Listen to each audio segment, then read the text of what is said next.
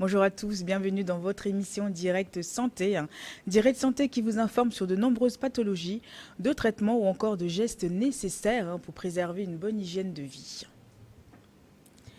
Une rhinosinussite aiguë, également appelée sinusite, est une infection d'une ou plusieurs sinus qui survient dans le contexte d'un rhume.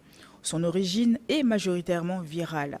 Ses symptômes typiques sont des douleurs faciales et des maux de tête ainsi qu'une obstruction nasale et un mouchade salé. Donc, qu'est-ce que c'est? Quelles sont les causes d'une rhinosinusite? Nous allons en parler dans un instant avec Dr Amega Mara, médecin ORL, chirurgienne de la face et du cou. Et puis en deuxième partie de l'émission, bien sûr, nous répondrons à vos questions que vous nous avez envoyées sur notre numéro WhatsApp, le plus 228 93 91 08 20. Bonjour madame, comment ça va docteur? Bonjour madame, je vais très bien, Très très merci. bien. Ah bah ouais, bah, un plaisir pour nous de vous revoir en début d'année sur ce Ouais. plateau.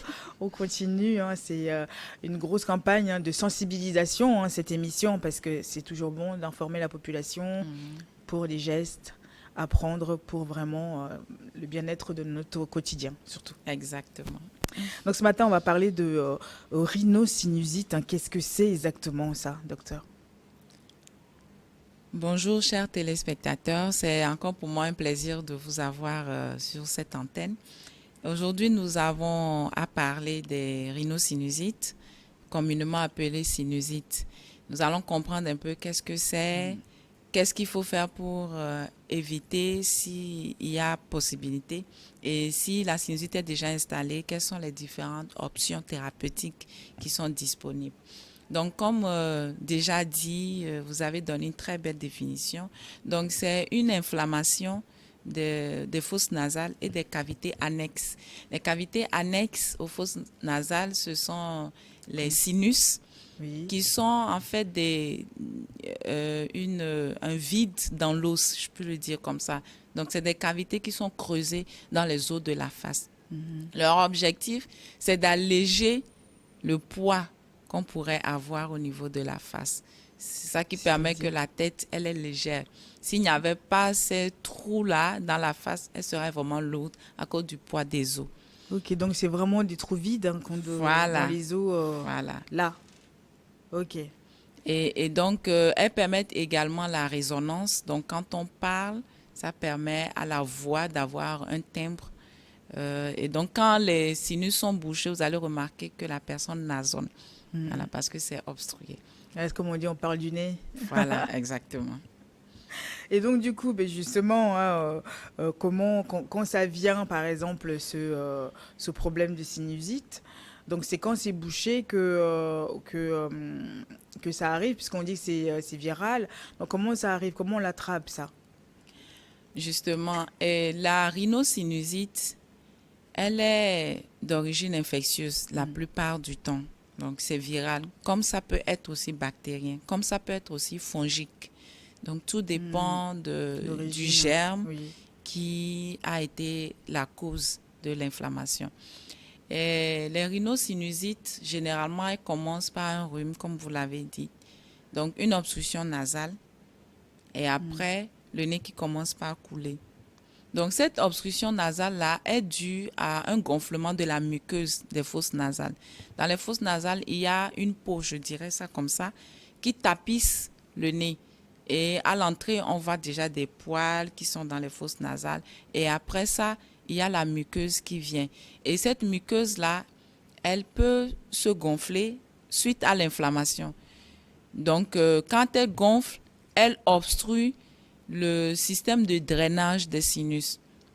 Chaque sinus se draine dans les fosses nasales, c'est-à-dire qu'il y a un orifice, un petit tuyau par lequel le sinus respire.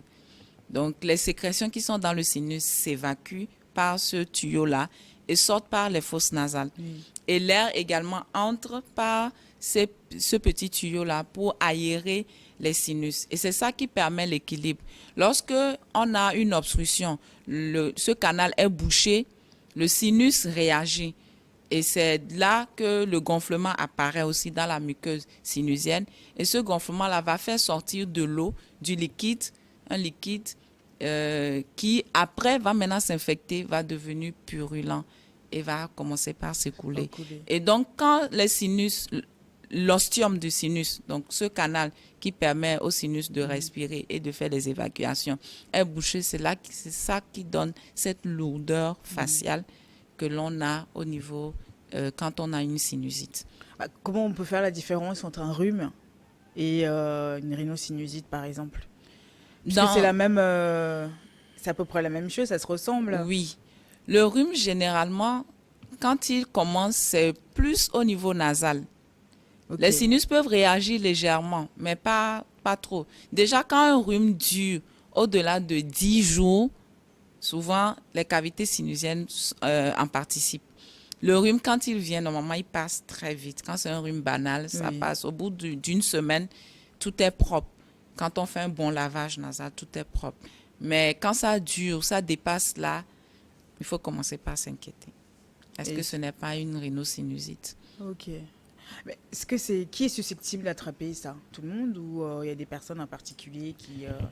Oui, tout le monde peut faire une rhinosinusite, mais il y a des facteurs favorisants qui peuvent être là. Déjà, des personnes qui ont une malformation au niveau nasal ou une malformation naso-sinusienne peuvent avoir cette rhinosinusite.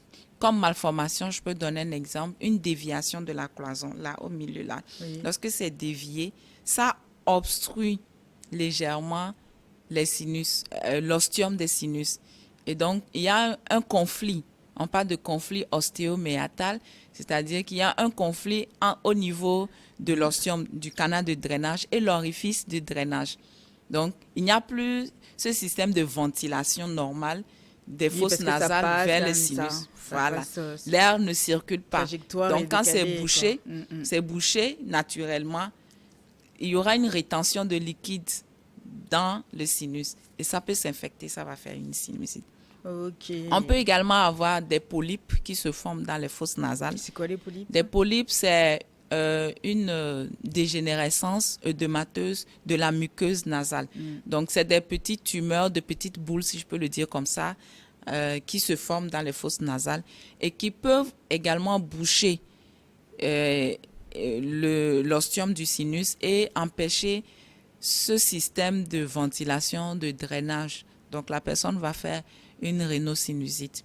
Ou soit c'est une sinusite d'origine dentaire. Il y a une dent qui est malade, qui n'a pas été bien traitée. Donc, ça agit quand même sur... Voilà. Donc, on peut avoir une diffusion de l'infection de la racine dentaire vers le plancher du sinus et la personne va faire une rhinosinusite. Ou soit la personne a carrément un terrain allergique. Fait tout le temps des allergies, nez bouché, nez qui coule, éternuement en salve. Voilà, c'est un facteur de risque aussi pour faire une rhinosinusite. Pourquoi ça donne autant mal à la tête, ça? Parce que souvent, c'est à ce niveau-là et ça donne souvent mal à la tête aux gens. Justement, c'est ce que j'ai expliqué. C'est parce que les ostiomes sont bouchés. Donc, et ça va au niveau de... Quand les ostiomes sont bouchés, en fait, généralement, dans la rhinosinusite, tout dépend du sinus qui est atteint. Je profite pour préciser qu'on a 4 types de sinus. On a les sinus maxillaires qui sont là. Ouais. On a les sinus, les cellules ethmoïdales ou le sinus ethmoïdal qui sont paranasaux entre les deux orbites. Oui.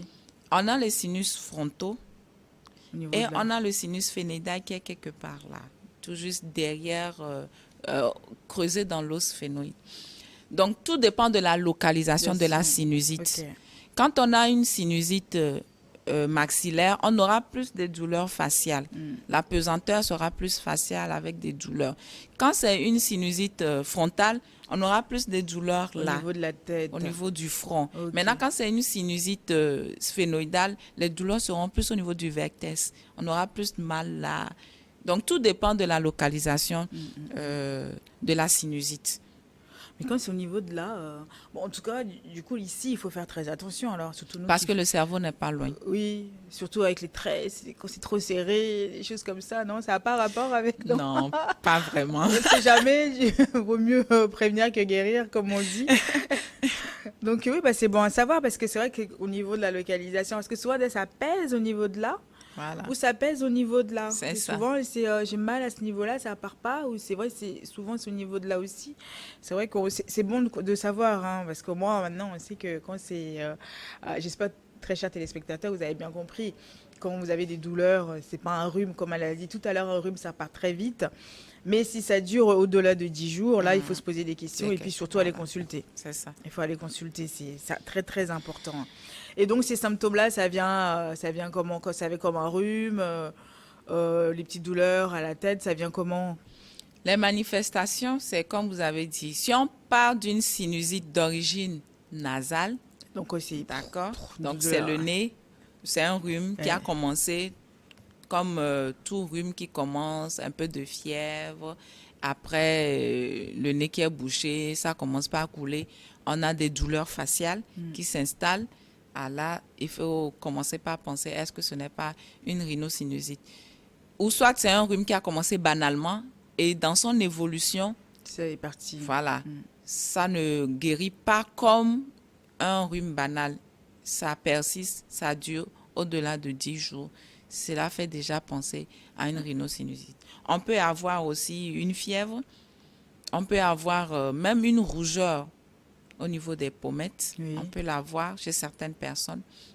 On peut également avoir un écoulement nasal qui est purulent. C'est vraiment du pus qui sort. Ou soit c'est mucopurulent. Il y a un peu du mucus là-dedans. Et ça coule abondamment. Ça peut être unilatéral. Généralement, c'est unilatéral, d'un seul côté. Oui, d'accord. Voilà. Vous avez une seule narine qui coule. La deuxième, pas vraiment. Ou soit c'est bilatéral, c'est les deux narines qui coulent. Ou c'est les deux narines qui sont bouchées. Mais fréquemment, c'est d'un seul côté D'un seul côté. que ça coule. Donc, quand vous avez des symptômes pareils là, il faut penser que ça peut être une sinusite Il faut et aller courir. consulter. Maintenant, quand c'est une sinusite d'origine dentaire, ça commence par une douleur dentaire. Une douleur dentaire et dans les jours qui suivent, vous commencez par avoir des douleurs faciales, une pesanteur et le nez qui coule. C'est toujours accompagné d'une nez qui coule? Oui, Toujours. ça coule. Si si ce n'est pas une sinusite bloquée, ça coule. Le nez qui coule d'un seul côté, du côté de la dent De la qui a été douleur. malade. Les dents qui sont généralement concernées par et qui entraînent ce genre de sinusite, ce sont des dents sinusiennes. C'est les dents qui sont au niveau du maxillaire, la sixième dent, surtout la septième, la cinquième. C'est les dents qui sont en rapport, qui ont un rapport avec le plancher du sinus. Donc, quand vous avez une douleur à la cinquième dent, à la sixième, à la septième, dent. que vous ne la traitez pas, ça peut évoluer vers une sinusite. Et ça, on parle de sinusite d'origine dentaire. Le Dentaire. traitement aussi est différent. Et ça, il faut aller voir un dentiste. Il faut voir un dentiste d'abord et après voir un ORL parce qu'il faut traiter la dent. Avant Soit de- vous pouvez voir l'ORL, il fait son traitement, mais il faut faire l'extraction dentaire après ou traiter la dent aussi malade. Donc, c'est bidisciplinaire. Il faut voir l'ORL, il faut voir le dentiste. Ok, mais ces dents-là, après, il faut les enlever ou Tout dépend De du l'infection. degré. Voilà. Ou soit vous avez fait un traitement dentaire. Ah oui, vous avez fait un traitement dentaire, on a obstrué la dent qui était cariée. Oui. Et dans l'évolution, peut-être il y a eu une migration de la pâte qu'on a pris pour colmater. Oui. Et cette pâte-là se retrouve dans le sinus maxillaire. Ça peut s'infecter aussi. Vous allez faire une rhinosinusite. Ok. après. Ah bah oui, mais de toute façon, oui, tout est, il faut vraiment que ce soit bien traité pour pouvoir, Voilà, pour éviter aussi les des complications. Bon, on va parler des complications, mais juste après le journal, hein. Restez avec nous, on revient après.